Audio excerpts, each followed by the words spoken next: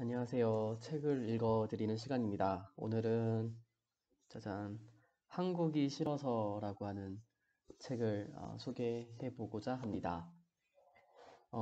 제가 매주 챙겨보는 한국 예능 가운데 그 TVN에서 하는 책을 읽어드립니다가 있는데요. 되게 재밌어요. 거기에 어, 설민석 선생님, 이적, 그 가수 이적 씨, 뭐 이렇게 기타 등등 또 유명한 교수님들이 이렇게 등장을 보통 하시는데 음, 독특하게 거기서 이제 제가 처음 알게 된 분이 장강명 씨라고 장강명 작가님이 계세요. 한 번도 그전에는 몰랐는데 이 책을 읽어드립니다라고 하는 예능 프로에서 이런 작가분도 계시는구나 알게 됐고요. 그분이 이렇게 매주 이제 프로그램에서 하시는 말씀을 이렇게 들을 때, 저분의 소설을 한 번은 읽어봤으면 좋겠다라고 늘 생각은 해왔습니다.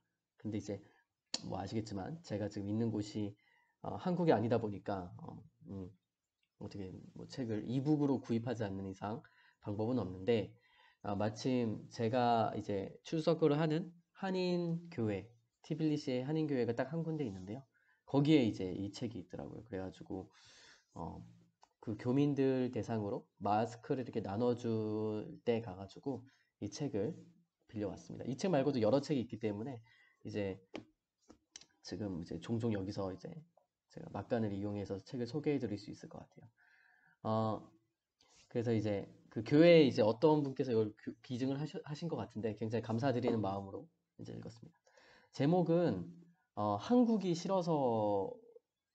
한국이 싫어서. 아, 저 같은 경우는 한국을 굉장히 우리나라 대한민국을 굉장히 사랑하는 국민이고 한데 한국이 싫어서라니 굉장히 제목이 좀 자극적이지 않습니까? 자극적이어서 더 궁금했어요. 도대체 왜 한국이 싫은 걸까 궁금했는데 제가 책 정보에서 네이버 그 책 정보에서 이거에 대한 줄거리가 간략하게 나와 있더라고요. 한번 읽어 드릴게요. 어, 작가 장강명이 이번 20대 후반의 직장 여성이 회사를 그만두고 호주로 이민 간 사정을 대화 형식으로 이제 들려준다라고 이제 시작을 했는데요. 20대 후반의 직장 여성 개나는 종합금융회사 신용카드 팀 승인실에서 꾸역꾸역 근무하던 중 일의 의미를 찾지 못하고 출퇴근의 지옥철은 더더욱 참지 못한 나머지 사표를 제출한다. 말리는 가족과 눈물로 호소하는 남자친구, 그리고 외국병이라고 비아냥거리는 친구들을 뒤로하고 호주를 떠난 개나는 국수 가게에서 설거지 아르바이트를 하며 어학원을 다닌다. 크고 작은 위기들을 극복하며 어학원을 수료한 뒤 회계학 대학원에 입학해 안정을 찾아가던 개나는 남자친구였던 지명으로부터 청혼에 가까운 고백을 받는다. 되게 독특하게도 여기 여자 주인공분이 홍대를 나온 걸로 이렇게 설정이 되어 있더라고요. 대학교는 홍대를 나오고, 그리고 이제 그 대학원은 이제 여기 호주에서 어학원을 수료를 한 뒤에 호주에 있는 회계학 대학원에 이제 입학을 하는 뭐 그런 시나리오인데요. 그, 이 한국에서의 학벌 관련된 얘기도 좀 나와요. 호주에서 이제 사람들과 막 이렇게 뭐 한국 사람들과 친해지면서 어, 뭐 너는 어디 나왔니 뭐 이런 것들 있잖아요. 어쨌든 2달 동안의 방학을 그와 함께 남자친구 지명이라고 하는 2달 동안의 방학을 남자친구와 함께 한국에서 지내게 된 개나는 안정적인 직장을 얻은 남자친구와 친구들로부터 부러움을 사는 아파트까지 많은 것이 갖추어진 생활을 하지만 여전히 한국에서의 삶에 만족하지 못하고 또다시 호주행을 선택하는데 점점점. 첫 번째 출국이 한국이 싫어서 떠난 도피의 길이었다면 두 번째 출국은 자신의 행복을 찾기 위한 도전의 길. 개나는 점차 자신이 원하는 행복한 삶에 가까워진다. 라고 했습니다. 되게 재밌게도 여기에 등장하는 남자친구가 안정적인 직장을 이제 나중에 얻게 되는데요. 그 안정적인 직장이 언론사예요, 언론사. 근데 실제로 여기 글쓴이 작가 장강명 선생님이 동아일보에서 11년 동안 기자 생활을 하신 분이더라고요. 그래서 이게 참 소설이라고 하는 게 저는 되게 매력적이라고 늘 생각했던 게 작가의 삶이 약간 좀 투영이 되거든요. 반영이 되는 것 같아요. 그래서 작가분의 이야기가 조금 담겨져 있는 그런 소설이고요. 되게 재밌습니다. 제가 좀 흥미롭게 읽은 대목들이 좀 있어요. 흥미롭게 읽은 대목들이 있었는데 이게 왜 이 책이 나한테 좀 더 다가왔을까 생각을 했는데 그 이유가 저도 이제 해외 체류 생활을 조금 이제 좀 길게 했던 사람이기 때문에 더 와닿았던 것 같아요. 그러니까 저는 한 번도 호주를 가본 적은 없지만은 호주에서 이 분이 겪는 이 여자 주인공이나 또 여자 주인공이 만난 다양한 그 젊은이들이 겪었던 그런 알바 생활이라든지 뭐 학교 생활이라든지 이런 것들이 조금 공감대가 생기더라고요. 되게 힘들거든요. 한국이 물론 당연히 한국도 엄청 힘들지만은 언어가 잘 통하지 않고 어쨌든 내가 덜 익숙한 문화와 덜 익숙한 시스템에서 살아가는 게 좀 만만치가 않아서 물론 한국도 만만치 않게 힘듭니다. 말이 통하고 해도 워낙 사람들이 다 다른지라 힘들지요. 한국에서 하는 것도. 어쨌든 저도 이제 외국 생활을 한지라 좀 이게 더 와닿았던 것 같고요. 그리고 뭐 호주도 한번 가보고 싶네요. 뭐 그런 생각했습니다. 음, 그러면 제가 좀 흥미롭게 읽었던 구절을 몇 개만 좀 한번 읽어드릴게요. 자, 이거는 이제 제가 얘기를 하는 게 아니고 이 책에 나와 있는 그런 문구들입니다. 왜 한국을 떠났느냐? 두 마디로 요약하면 한국이 싫어서지. 세 마디로 줄이면 여기서는 못 살겠어서. 무턱대고 욕하지 말아줘. 내가 태어난 나라라도 싫어할 수 있는 거잖아. 내가 지금 한국 사람들을 죽이자, 대사관에 불을 지르자 라고 선동하는 게 아니잖아. 미국이 싫다는 미국 사람이나 일본이 부끄럽다는 일본 사람한테는 개념이 있다고 고개 끄덕일 사람 꽤 되지 않나? 이런 뭔가 좀 이렇게 이렇게 좀 이렇게 눈에 들어오더라고요. 그렇구나. 그럴 수, 이렇게도 생각을 할 수 있겠구나. 좀 독특한 시점이었어요. 그러니까 실제로 그쵸. 미국에 대해서 비판을 하고 일본에 대해서 이렇게 비판하는 사람들은 그 자국을 비판하는 사람들에게 있어서 들에게 되게 이렇게 우리가 thumbs up 이렇게 되게 깨어 있는 사람들 이런 조금 생각을 하게 되잖아요. 그분들에게. 근데 한국을 욕하는 한국 사람은 못 참죠. 한국 분들이. 음. 그거를 좀 꼬집은 것 같아요. 작가분께서. 내가 여기서는 못 살겠다고 생각한 건 난 정말 한국에서는 경쟁력이 없는 인간이야. 음.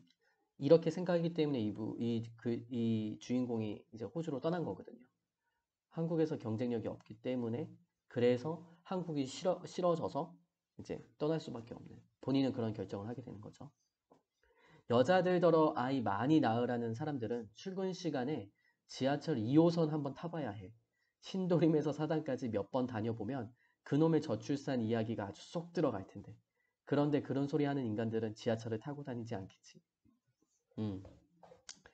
이거는 뭐 제가 지하철 2호선에 이제 대학원을 2호선에 있는 대학원을 다녔기 때문에 이 고통을 너무 잘 알고 있습니다. 정말 그냥 사람 많죠. 그럼에도 불구하고 우리나라 저출산이 굉장히 심각하죠. 왜냐하면 지금 저출산 지금 1.0이 제가 알기로 무너졌나요? 1.0 출산율이 1.0이 안 되나? 한번 찾아봐야 되겠네요. 지금 굉장히 저출산이 심각한데 이거는 지금 당장 직격탄이 오지 않지만 10년 뒤에 직격탄이 팍 이제 오게 되는 거잖아요.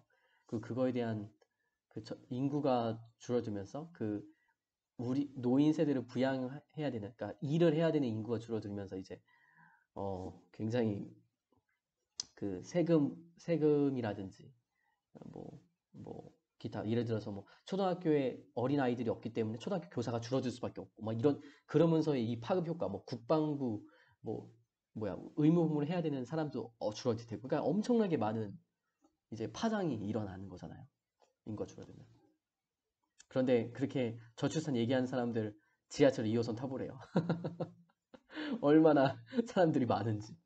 물론 한 구역은 그런데 전체적으로는 이제 좀 줄어들게 되니까 이제 그게 문제인 건데. 뭐 어쨌든 뭐 좀 눈에 좀 이렇게 확 들어왔습니다.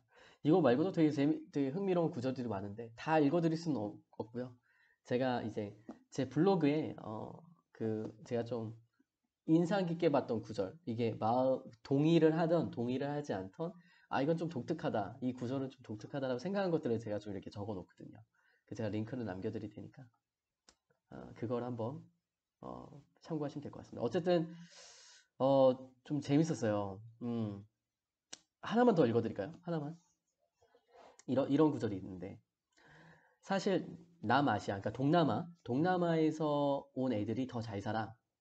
태국이나 베트남에서 온 애들은 그 나라에서는 잘 사는 애들이거든. 그러니까 태국이나 베트남에서 호주로 온 애들은 걔네들 나라에서 잘 사는 애들이거든. 반면 일본에서 온 애들, 한국에서 온 애들은, 한국에서 호주로 온 애들은 다 가난한 집 출신이잖아. 너희 나라에서 좀 사는 집 애들은 미국이나 캐나다 가잖아. 이런 문구가 있었어요. 그런가요? 정말? 그런가요? 실제로 워킹 홀리데이를 뭐 호주에서 많이 하는 것 같긴 한데 뭐 그런가?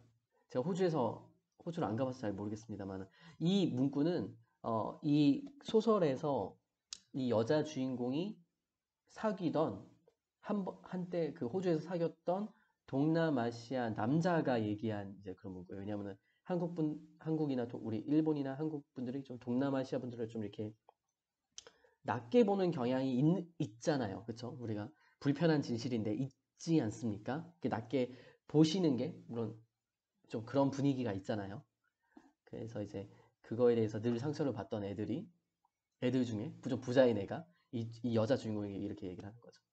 사실 동남아시아에서 호주로 온 애들이 너네보다 훨씬 잘 살잖아. 너네 잘 사는 애들은 다 뭐 미국이나 캐나다 가잖아. 여기 호주에 온 애들은 사실 우리가 더 잘 살아.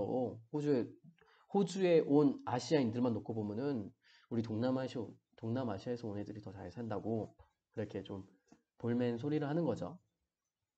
뭐 이런 등등 굉장히 좀 청년으로서 또 해외 생활을 하는 사람으로서 조금 좀 와닿는 또 공감되는 얘기가 많았고 또 이렇게도 생각을 할 수 있고 또 이런 경험도 했었구나 뭐 여러 가지 생각이 들었습니다.